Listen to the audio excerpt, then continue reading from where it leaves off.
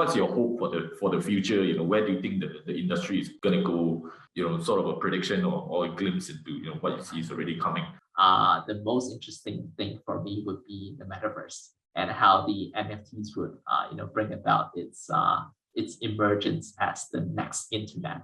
So personally, I think that if you want the metaverse to become big, to become like a huge second part of our life, like a digital life that you actually live in, it has to have that interoperability.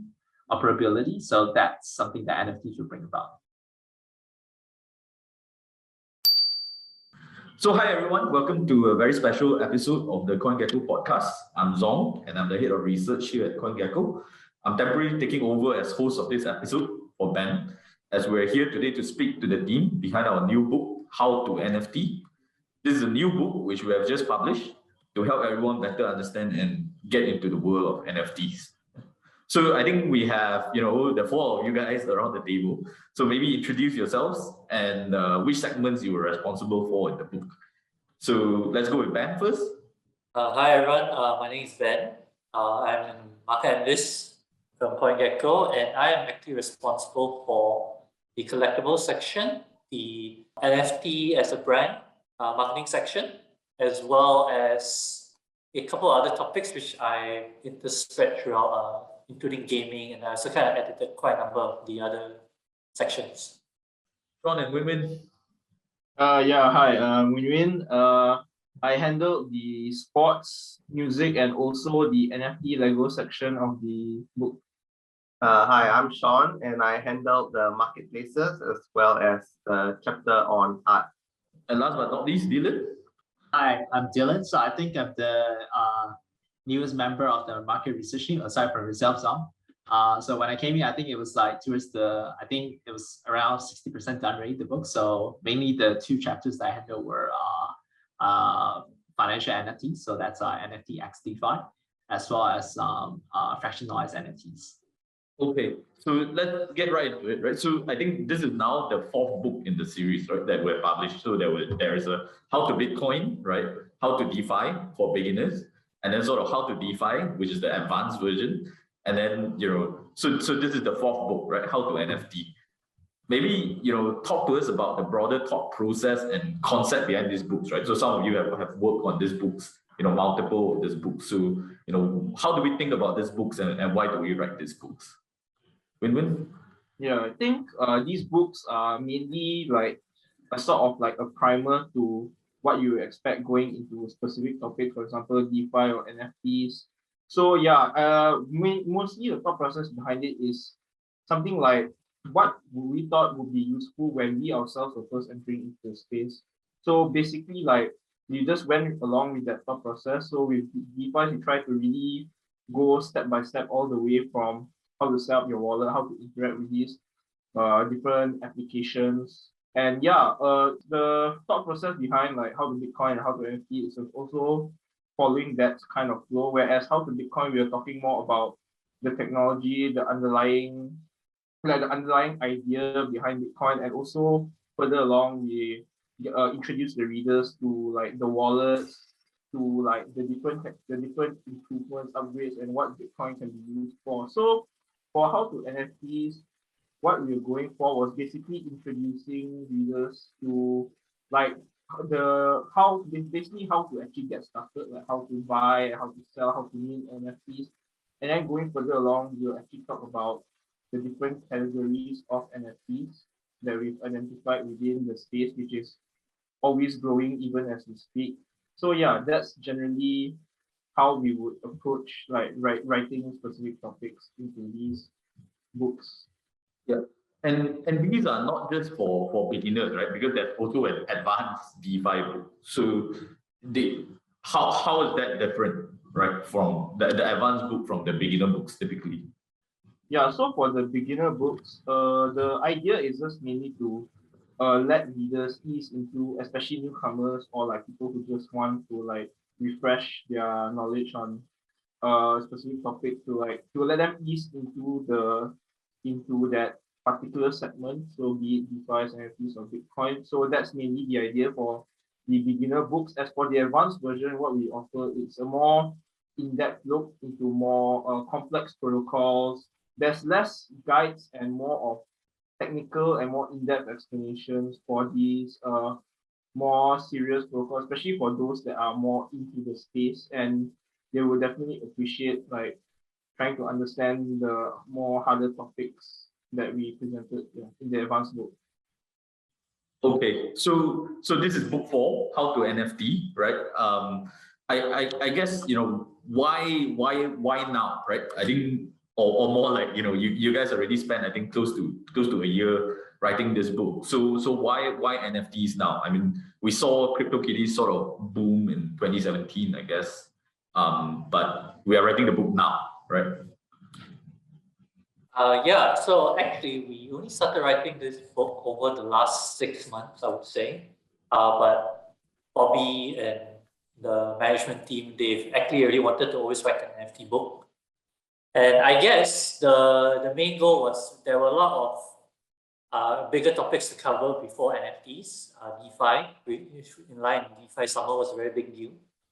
And I guess the main goal is actually to also capture the current market trends because NFTs blew up this year, right? It is NFT summer.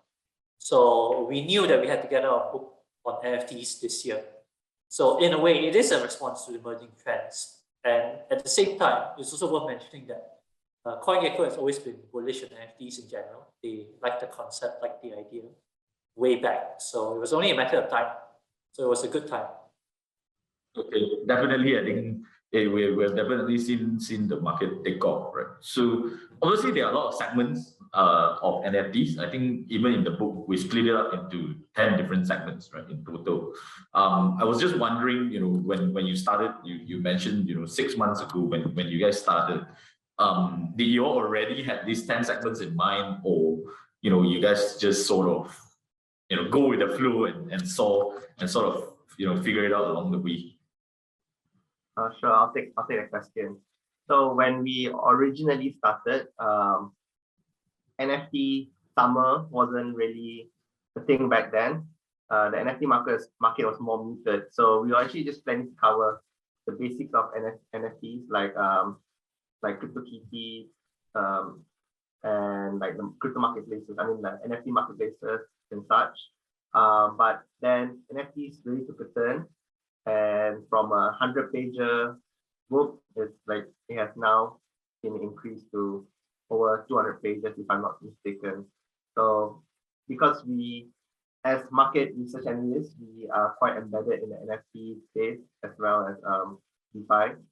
So as active participants on the market, we followed any trends and projects which had hype and included all of these into the NFT book. So I would say it wasn't really very fixed. We didn't really fix the segments.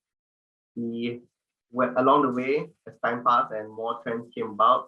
We decided to include those into the book. Yeah. And just to build on what Shaun's already said, I think when you talk about NFTs, there are certain topics that you cannot get away from. So arts and collectibles naturally we already knew that it was going to be there from the first place. Yep. And you talk about how to NFT. So you need to cover the basics of what an NFT is, how it works and stuff like that. So naturally that would be in there as well. And when you build up from there, it gets sports, again, metaverses, all of these big topics that everyone, even those who are outside of the cryptoverse, are talking about.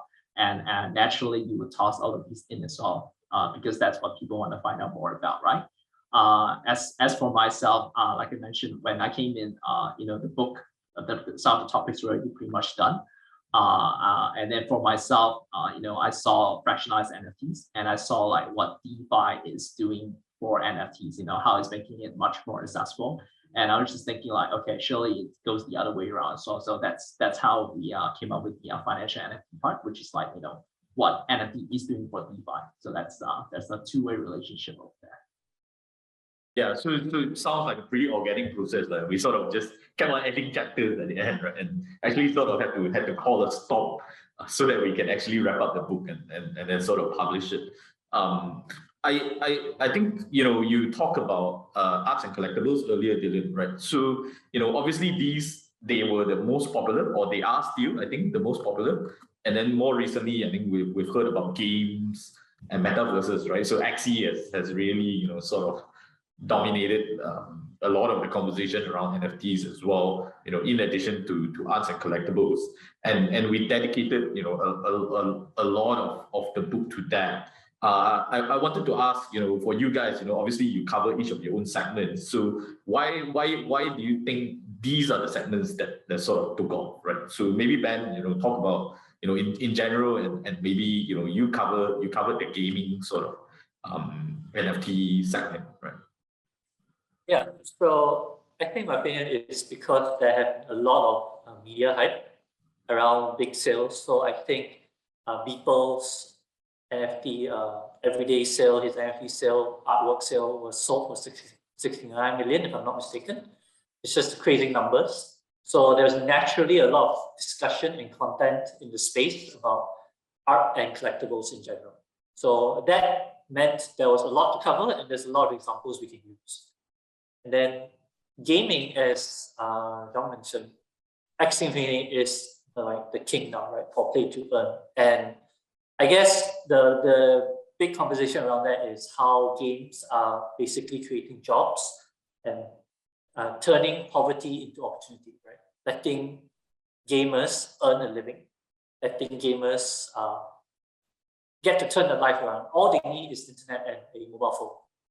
So this is a very big deal, and that warranted a lot more discussion, because I think the overall impact it's very much in tune with what everyone's discussing, right? It's very big, it's very bold, it's very disruptive. So yeah, I think that this is one of the many reasons why. And the gaming stuff is particularly important in developing markets, right? Like, we're in Malaysia, but it absolutely took off in Philippines, right? That's where really the hub of all this play to earn activities. Yeah, exactly. I mean, at one point, I think even now, if you look at the amount you can earn from displaying Axie Infinity, this is bearing in mind the asset acquisition costs and everything. You can earn a minimum wage per month. In terms of US dollars, which is 450 US dollars. It's really good already for a lot of these players.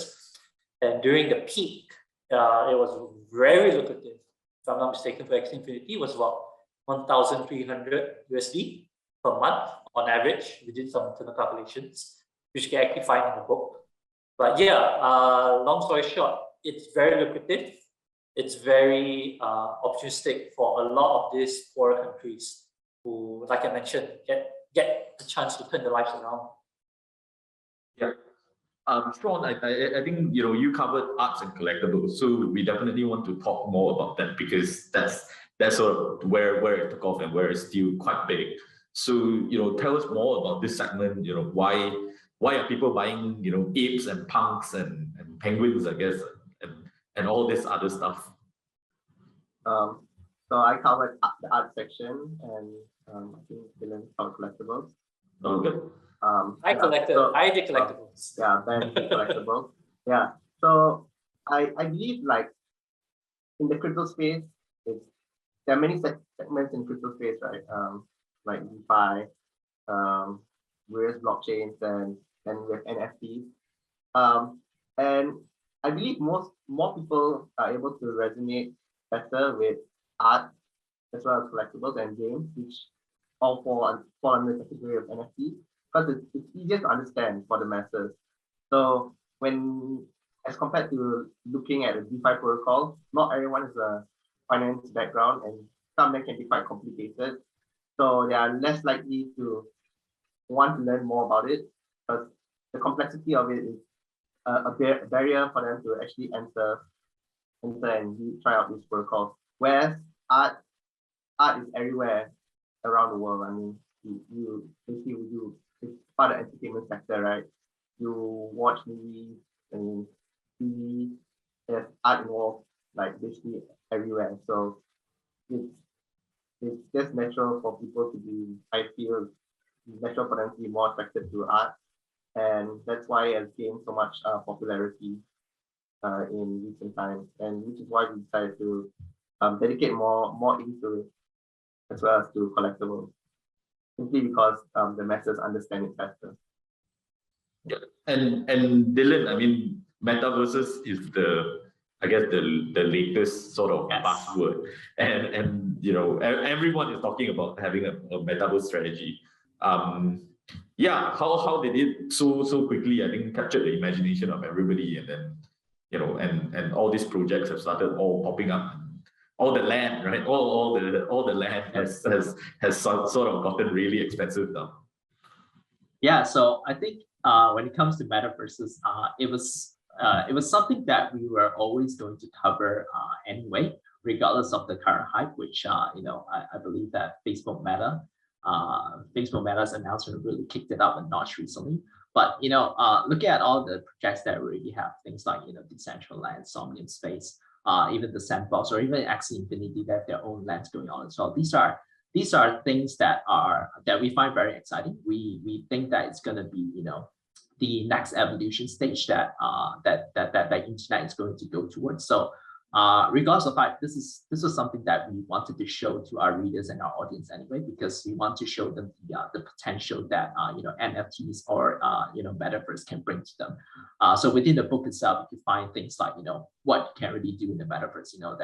There's even a casino in the Decentraland that actually employs real people. So it's all things like that we just want to highlight to our readers and tell them exactly what crypto can do for you and what NFTs can do for you, and it helps to build up their excitement towards the entire technology. Yeah, I think in addition to these popular ones that I think everybody knows, right? If you just follow crypto, or you've just been following this NFT space, you've heard about this. There are obviously other newer emerging segments as well that we cover, right? And I'm sure the reason we cover it is because we want people to sort of start to pay more attention to it. So maybe you guys can mention some of these and why people should be interested. Win-Win, maybe start with you. Yeah, so I guess these like newer different segments, you could say that it kind of like just converts like the old perception of what NFTs are and like what they could be. So normally you would assume that once an NFT has been out and that's the final product. But now we're looking at a new paradigm where, for example, just recently, like maybe 1-2 months back, where it's literally just a black box with like different equipment, just 8 lines of words where it depicts your equipment and your armor and whatnot. And yeah, and people were paying crazy amounts for that. So we are looking at how NFTs are basically becoming like, or they can be like a sort of building block where people then create the product around it. So yeah, I think that's one of the more interesting developments to come up recently. And it's not just only like just purely words. It could be like, for example, also colors, where people can use it and build derivatives off of it. And it's all like interlinked and to form their own ecosystem. So yeah, it all kind of like, rather than top down, rather than like, for example, a top down approach where like you have the NFT and you have the finished product where it's, for example, it's ape or like a penguin, then what you have now is like a blank slate where people build on top of it. Then that value is actually, in my opinion, would be more like the value comes more from the community itself. So then directly the community is actually like, you would say, in charge of like directing like how much the NFT is actually worth. Yeah, so I think you were talking about the loot NFT, right? So this is the loot sort of project where essentially it's just lines of it's just objects, right? Essentially objects, and then people sort of then build up the narrative around these objects, and it really is a very community-led, sort of community-driven sort of narrative and approach, and people get to tell their own stories around some of these things. Ben, what are the other areas that you think people should be thinking about? Yeah, so I actually did a chapter on using NFTs to market yourself or to build a brand. And I think the clearest example of that recently was Visa. So they bought a CryptoPunk for $150,000. And with that purchase, they have an asset on balance, right? And because of that, the whole world reported on it. It's like a big deal. Wow, Visa bought a crypto pump. And they didn't mention that one of the reasons they bought it was because they've always been part of the financial history. So they like collecting all these significant hallmarks or significant milestones, inflection points in the payment gateway history. And so this generated a lot of hype, right? And I think this showcases the idea of how brands can be built around NFTs. And it's very interesting because in the book, we actually looked at it from two angles. One is where people join an existing NFT community, right? So they buy NFT from, say, CryptoPunks or Ape. And essentially what you are buying is the community, because this community will naturally de facto become your brand ambassadors, so to say, right? And I think one very significant development recently was where the basketball player bought an Ape, right? Stephen Curry. And rather than getting a sports endorsement deal with Steph Curry, you could reconsider maybe buying a Bored Ape instead, because you'll be in the same community as Steph Curry. People will naturally associate you with Steph Curry because you're an Ape. So there's a lot of interesting developments that can occur, which a lot of brands are already doing. And I think the other one is the other approach where existing companies lend their brand to NFT communities. So a very good example is Louis Vuitton and Burberry. They essentially have cooperated with gaming developers to let gaming developers use their skins, right? So avatar skins. And if you have a Burberry clothing and this is approved by Burberry and it's inside the metaverse, or people will buy because they want to have digital Burberry clothes. And I think we have already starting to see this take place. I think the most recent one was Adidas. They are partnering with Coinbase NFT marketplace, and they are also acquire a lot of land in the Sandbox. I think it's Sandbox, if I'm not mistaken, or Decentraland, either one. And yeah, so there's a lot of opportunities for companies to reconsider how they market themselves with NFTs or build a brand. And the very cool thing is, if you spend a lot on a marketing campaign, the money disappears, right? It disappears in the campaign. But if you buy an NFT, you still hold it, you still have the value of it. Even though it's speculative, but still, it's something that can be resold. So yeah, I think there's a lot to think about for brand marketing. Yeah, I think we're seeing a lot of brands, sort of getting into this space. Like you mentioned earlier, Adidas with Coinbase and Sandbox, and then the fashion brands Burberry and Louis Vuitton as well. So I think we're going to see more of this, right? It's only normal, and especially when people are starting to get more in tune or place more importance with their digital avatar, right? So they will also want to dress them up appropriately and do whether that's a hat or clothes, or accessories. Yeah. Dillon, last but not least, so you covered some very interesting ones since you come at the end. So tell us about fractionalization and financial NFTs. Sure. So I think one of the scariest things for newcomers to the space, and NFTs especially, it's how expensive it could be to actually own just a JPEG, like an ape or a punk. Not a lot of us can afford it. And if you do go ahead and manage to buy one of these, it's very hard to move them around as well, because people are always saying NFTs are very illiquid. It's very hard to sell. You need like a willing buyer on the other side before you could actually sell that on. So this is where fractionalized NFTs come in. I always like to use this analogy. If you can't afford like the whole pizza, you can just get a slice of it, and that's what essentially fractionalized NFTs does.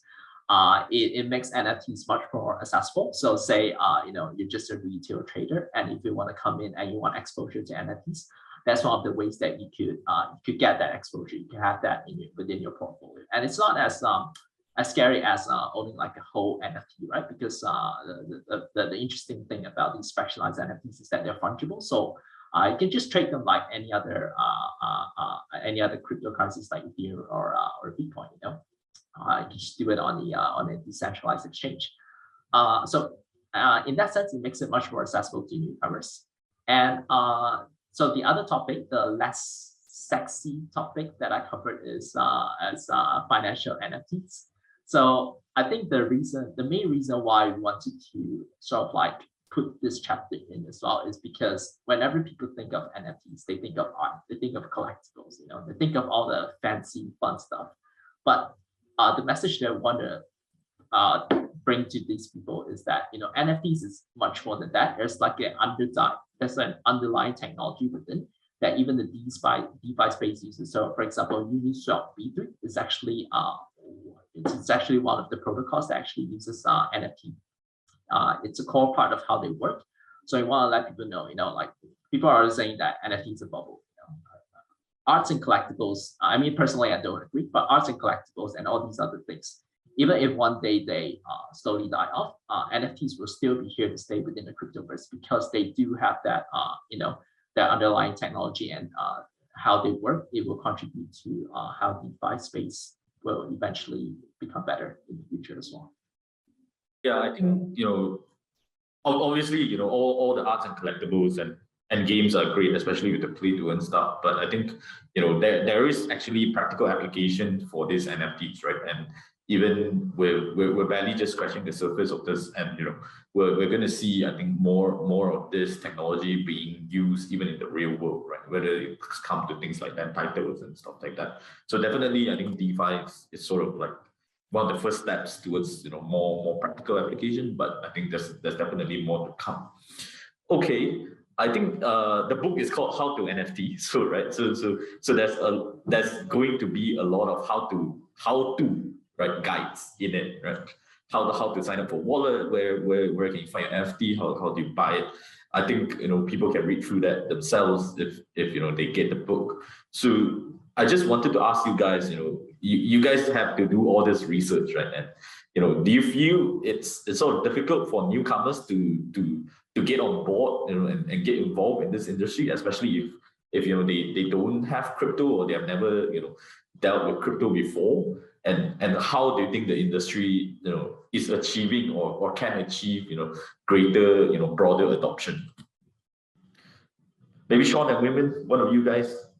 Yeah. So I think from like a user perspective, it can be a bit challenging, especially like if you are totally new to crypto. So like for example, you want to set up a MetaMask to and get an OpenSea, and you want to buy an NFT. There's so many steps that you have to go through, and sometimes it's not so clear cut. Sometimes it's easier for people to know what to do. Maybe sometimes it's harder. So it's long story short, there's a bunch of steps that you kind of need to take. And I think people are scared because it really involves real money, especially on Ethereum. It's not cheap. So if you kind of mess up, then it's not like these people will actually be fine with calling it a tuition fee and paying for your mistakes.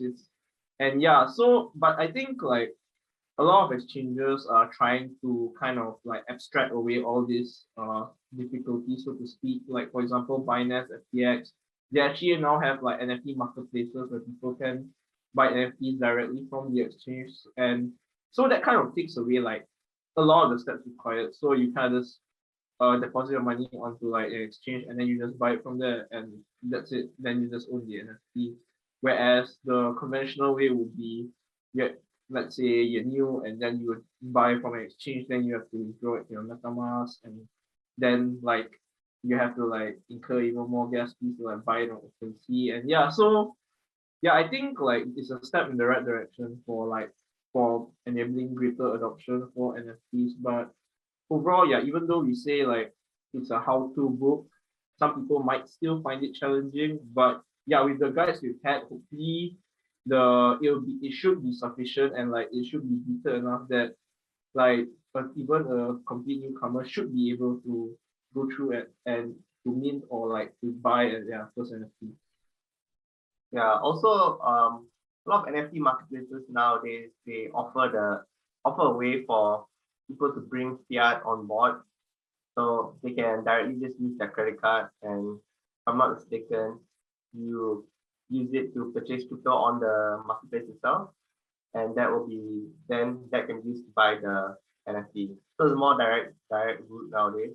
Whereas back then you have to use to have like a bank transfer to an exchange, and from an exchange you need to buy the crypto. From there, the crypto you need to transfer to your MetaMask, and from there you need to connect to the marketplace. So like what Win said, the steps have been decreased, so it should be easier nowadays for newcomers to try out these protocols. And while the Ethereum network can get quite congested nowadays, a lot of NFT creators are deploying their NFTs to other chains such as Binance Smart Chain, Polygon, Avalanche, Solana, where gas fees are much cheaper and won't break the bank. And I think we just did our conference, right? On GeckoCon. So you were moderating some sessions, and were listening to some of the speakers firsthand. Other than the initial setup issues that Win and Shaun mentioned, what were the other sort of points that some of the other speakers might raise in terms of greater adoption, do you think? So I think the biggest takeaway from the conference is that we are still so early. People like to use the analogy of it's like when the internet first came out, using jarring, direct connection. It was so bad, infrastructure was slow, it's inefficient, and we're exactly the same stage now. What we should remember is that crypto is still very early for a lot of newcomers, and the underlying infrastructure is still not there. We see a lot of chains, multi-chains trying to achieve what Ethereum has not. So Ethereum is the first comer, so they have a lot of advantages, but that also means there's a lot of disadvantages, one of which is the proof of work, right? Although it's more secure, it's less fast, it's less efficient. So that's why we also have this multi-chain universe where everyone is going. And at the same time, we also have the issue of MetaMask and all these kind of things, which for crypto natives, they'll be quite familiar. But for newcomers, they'll be wondering, like, what is all this? Why do I have to interact with this? Why are there signing signatures? What's all this? It's still a lot of steps. And if you compare it to the average user journey, like a regular app on the Google Play, right? You just create an account and you can buy. We are still not there yet. There are centralized exchanges that are trying to do that. For example, the Coinbase NFT marketplace. I think it's worth mentioning that over 60 million users have signed up for the whitelist. And that just shows that there is demand, right? But whether we are infrastructure ready, we're still very early. So it will take a while before we have everything in place to cater for the incoming people and scale up. Yeah, I think like you said, we are still early, but then it's also good that we write the book now, right? So then hopefully the book will help also smooth the journey for some people and help them get into this space. I think we've mentioned a lot of the projects throughout this podcast. So we really have to give credit to the many great projects that are actually building out this space. And obviously we also featured some of this in the book. I was wondering, perhaps you could tell a bit our listeners, how do you guys keep track of all of this, right? There's almost like a drop every week or every other week, and perhaps you can tell what's the secret to sort of keeping track of all this, and which ones do you guys personally gravitate towards? Dillon, why don't you start first? Yeah, sure. So personally, I think it's not just for NFTs, right? But like cryptoverse in general, it moves so fast. It's very hard to keep track of everything. And one of the things that I find really helpful is to just establish a network of friends with mutual interests within the space. So within CoinGecko itself, all the analyst team, or even like just all the CoinGecko members, we will be keeping tabs of different projects, and we'll share them with each other. So same goes for outside CoinGecko as well. We also have our own other networks of friends that also help us keep tab of other things that we can then share with other networks of friends. And you see how this goes, right? Like everyone shares everything, and that's how we learn from each other. Of course, there are also tools out there like Nonsense. I think in particular is very useful of keeping track of new NFT drops if that's something that you're interested in. Especially for newcomers, if you're not sure how to evaluate projects, right? That's probably one of the tools that you can look into, because then Nonsense has like different tags for different accounts, like epic NFT collectors, for example, or legendary NFT collectors. And if you see a lot of these people minting one project in particular, for example, that's probably something that you should keep an eye out for, and then you can have a deeper look into that. So that's how I started out initially. So I just using Nonsense, using other tools like Rarity.tools, which tells you about upcoming NFT projects that you could keep tab on. So I think it's mainly all of these, and just having a network of support that will help feed information to each other. Yeah, and what is your particular flavor of NFT? My particular flavor. So I like Park. So he's the way that he approaches NFTs. It's a form of art in itself, not just the NFT itself, but the message that he's trying to send, the social commentary that he has, using NFTs and art as a medium. So I'm a big fan of that personally. Shaun, you want to go next? So one of the ways to keep up with the space is sleep less, so stay up more. And usually as a Malaysian, NFT drops tend to happen like 3 a.m. our time, 4 a.m. So if you ever wonder why like any CoinGecko employee has like eye bag, because we are staying up to catch these NFT drops. So yeah. And as for flavor of NFT that I enjoy, I like Fudgy Penguins, simply because they're cute. CoinGecko did not invest in them, just that some of us hold a few penguins here and there, simply because they look rare. So so you also stay up until 3 a.m. in the morning, sometimes chasing this NFT. So what tell us some of your tips and tricks, and what you particularly like. So basically it's a little bit of what Shaun and Dillon mentioned. So having a hive mind helps, like if we tapped in with like find a tribe, find your a gang of like like-minded people to like hunt NFTs with. And also like staying on Twitter helps a lot. Like a lot of projects, they tend to launch on Twitter or Discord. And like if you look up like some of the hashtags they use, like a lot of them try to like tag, like even like small projects try to tag the larger ones with like those hashtags. So like if you do a quick search on Twitter for like those hashtags, you can sort of be linked to like another more obscure project that you may just find it could just be a gem. Yeah.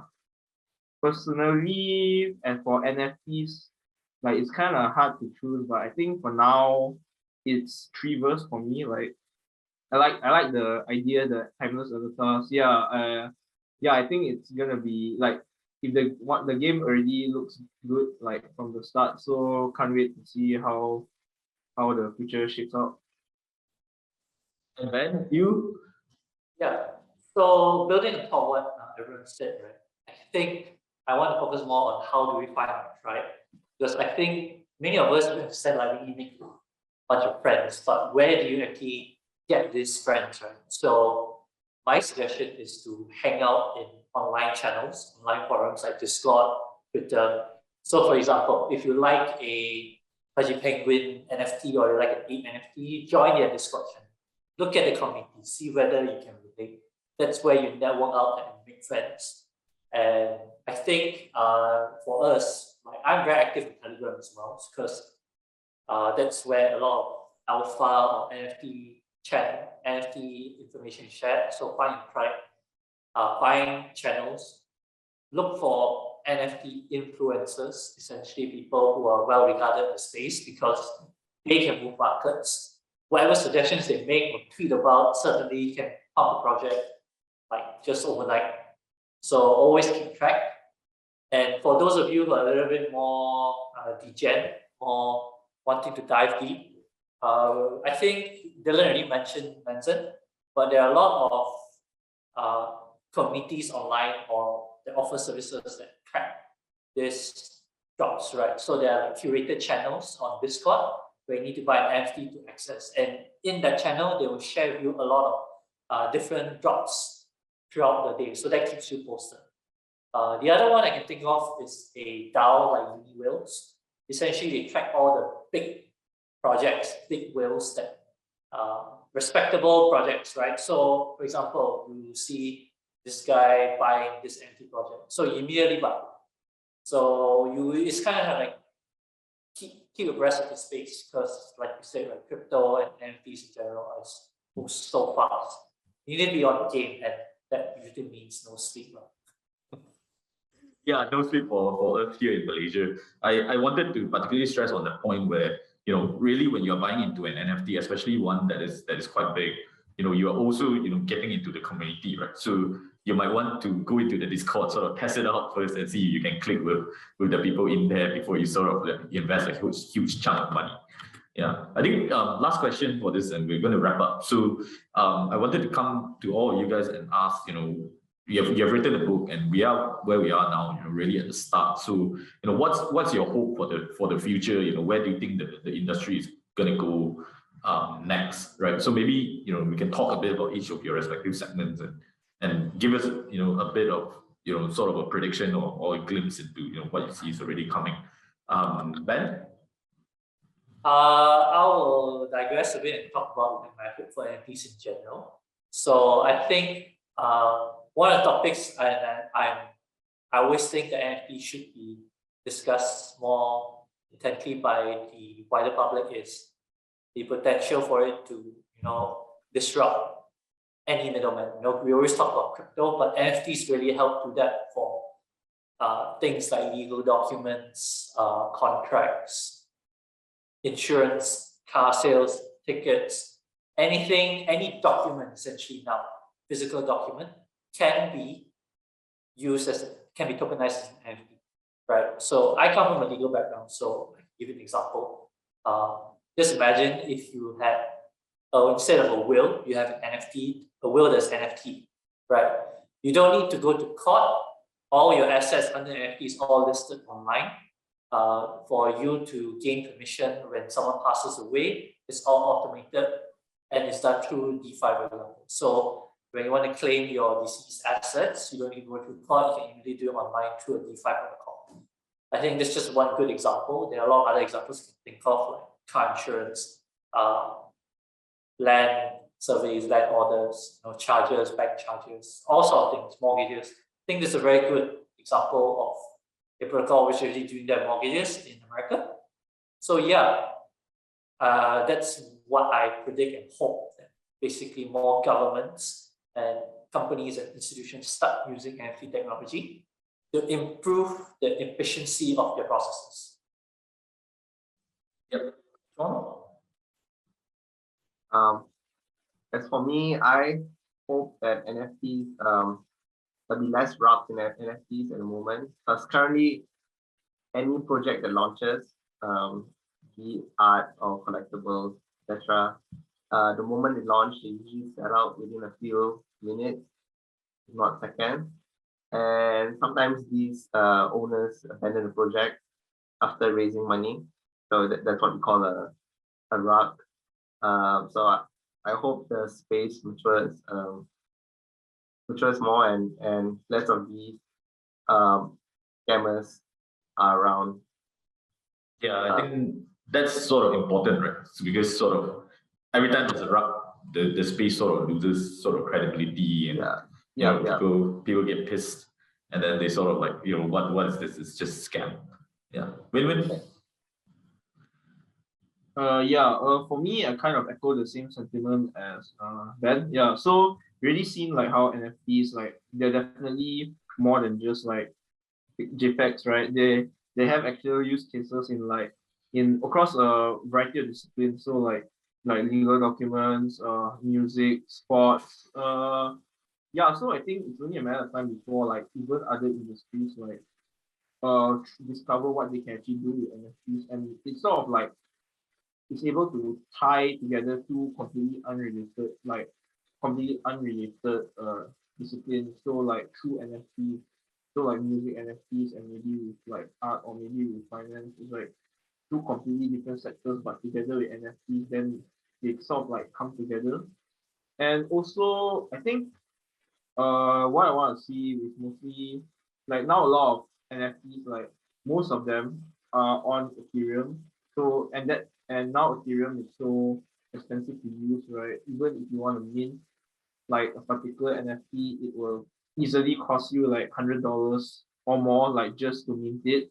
And that's not even counting the mint price of the NFT. So yeah, I kind of want to see more projects popping up on other chains, like more like Solana, BSC, Matic. Like we are seeing that they are having like more projects popping up there, but also at the same time, like you want them to achieve the same level of status as like CryptoPunks or CryptoKitties, right?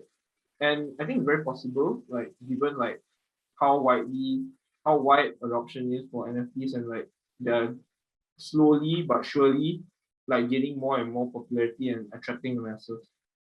Yeah, I think like for these chains, they just need one killer one, right? You just need one killer project, and then everyone is gonna sort of come and try to build around that. Dillon? For me, like what Ben said, I think we're all still very early in the space. And just looking at NFT alone, I think the fractionalized markets, if I'm not mistaken, it's only like 0.1% of the entire DeFi market, and even less compared to probably traditional art or even traditional finance market. So definitely there's a lot of space to grow over there. And I think things like fractionalized NFTs is gonna make it much more accessible for people to hold it as an asset class, have them as part of their portfolio, and slowly go from there. And maybe eventually they'll be able to afford like a whole ape or a whole punk. And in terms of financial NFTs, I think that definitely even within the NFT space itself, we're even earlier compared to other sectors. So very excited to see where it goes. It has a lot of new use cases that you can read more about it in the book, but essentially it's very exciting about how you could store different currencies or different NFTs within an NFT itself, and then you can put that same NFT within other games or turn it into a music album. So yeah, very excited to see where it goes. But personally, the most interesting thing for me would be the metaverse and how the NFTs would bring about its emergence as the next internet. We talk about metaverses a lot. Actually, we already have them as they are. We know them as MMORPGs mostly. Things like MapleStory or Skyrim. Sorry, not Skyrim. Elder Scrolls Online. So personally, I think that if you want the metaverse to become big, to become like a huge second part of our life, like a digital life that you actually live in, it has to have that interoperability. So that's something that NFTs will bring about, because you don't want to buy the same set of clothes again when you travel from one metaverse to the other. That just doesn't work, and it's not something that centralized metaverses like MapleStory can offer, because you can't bring MapleStory items to Elder Scrolls Online, right? But that's something that NFTs can solve. So yeah, very excited to see where we go. Yeah, I think Dillon is definitely the flag bearer for all the metaverse things that we look at here at CoinGecko. I think thanks a lot, everybody. I think this wraps up our podcast episode. So thank you again so much, you guys, for participating. And yeah, congratulations on the book, right? I only came in at the last end, and I'm sure you guys have spent a lot of time and effort on this. It's great, and we hope it gets a good reception from the readers as well. For all of you guys out there that are listening to this, the How to NFT book is now available on CoinGecko. You can check it out there on our website, and feel free to drop us any comments and feedback that you might have on the book. So thank you, everybody. We'll see you on the next episode. This podcast is provided as part of the overall information on cryptocurrency contained on our website, is for your general information only, and does not howsoever constitute any endorsement, financial or investment advice, nor any solicitation or offer of securities or other financial instruments. CoinGecko and the podcast presenter makes no warranties, implied or express, of any kind in relation to this podcast, including, without limitation, the accuracy and updatedness of its content. All opinions and recommendations there in the podcast are based on the personal opinion of the presenter. Please conduct your own research and procure professional advice should you, at your own risk, decide to howsoever invest or trade in relation to the content contained in the podcast. For the latest crypto prices, visit our website If you haven't already, make sure to subscribe to our YouTube channel to keep up to date on the latest crypto trends.